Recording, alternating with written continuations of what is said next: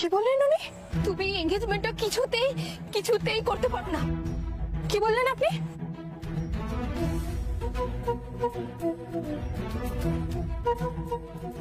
আপনি এখানে কি কারণে এসেছেন?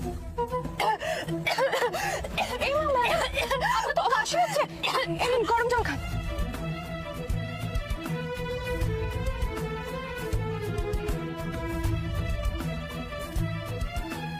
আমি কি ঠিক শুনলাম? কি আম্মু, কেন এখানে এসেছেন? Thank you.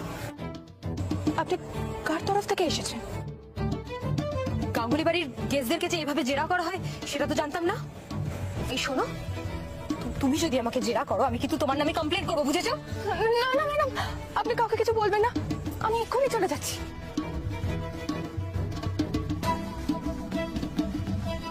কিছু তো একটা গোলমাল আছে। পরবর্তী পর্ব দেখা।